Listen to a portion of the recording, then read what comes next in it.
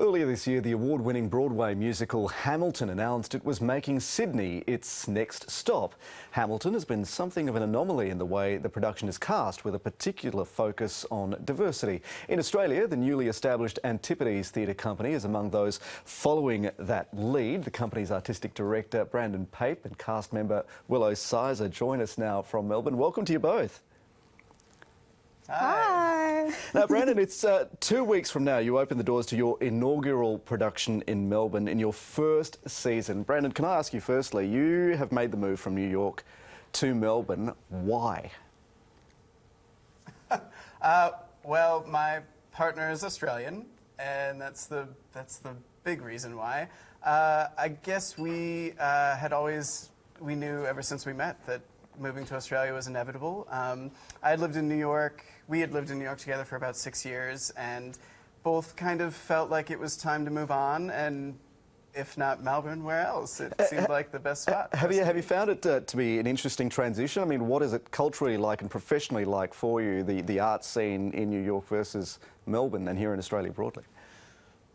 I have not missed a thing. It's really interesting because there is so much going on, and I think with Melbourne in particular, there's I've been here about a year now and spent time sort of immersing myself in the culture and what's going on, and it's been fascinating to see what Australian artists are all about, and I think that it was a big jumping off point for starting the company.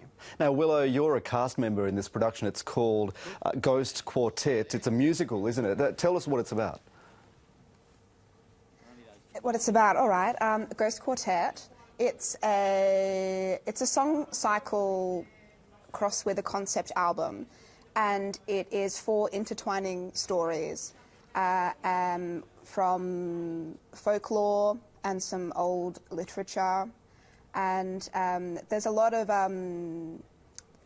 imagination involved and a lot of magic. And I feel like you're being a bit cryptic really here. You're not giving a lot away, are you? No. Well, if I get too deep in it, it can get very complicated. But quite simply, it is, I think, it's a story of 2 sisters that keep meeting each other in different lifetimes.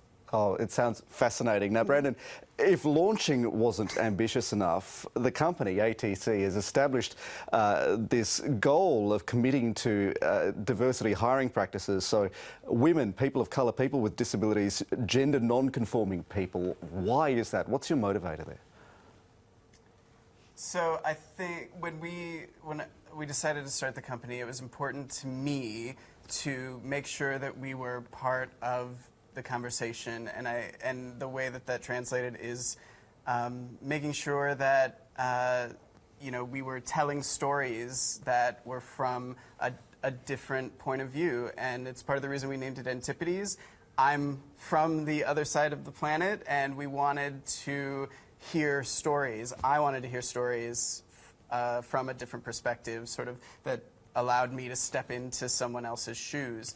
And that's what we're after. So all of the plays that we choose will have a cast breakdown of at least 50%, as you said, women, people of color, female identifying trans, and we're also looking to adopt those practices in our hiring strategy as well. Now, I'm sure I'm not going to be the first person who said this to you, but how do you explain to those who think this might be just political correctness or virtue signalling, where you're trying to inject these sorts of factors into your cast and your storytelling where the audience may not have been asking for it?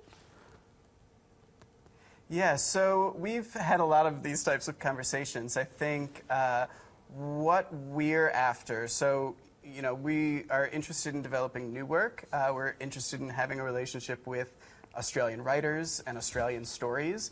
And so when we're accessing those stories, I think people really get excited about the sort of criteria that we've established. It really, the plays that we're looking at aren't necessarily written a certain way. They just have to be able to be cast a certain way. And that's, has been done. I mean, people have been doing that with Shakespeare. People have been doing that with all kinds of different stories in terms of looking at the way that you cast a piece and how that can tell a different story or enrich the story or, you know, deepen our understanding in our current climate of what the story is trying to say. We need to be looking at it in terms of writers and in terms of, you know, it goes down to design and crew and everything, and that's why, you know, we have surrounded ourselves, or, you know, we are conscious of the decision to surround ourselves with a diverse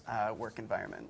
Now, Brandon Pape, Willow Sizer, it sounds like a fascinating show. Thank you both for joining us on the program. Much appreciated. Thank you. Pleasure.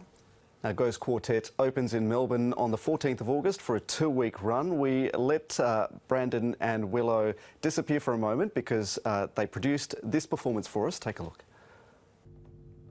If you could be a bird, what kind of bird would you be? A robin. And if you could be a cat, what kind of cat would you be? A lion. And if you could be a part of breakfast, what part of breakfast would you be? I'd be French toast.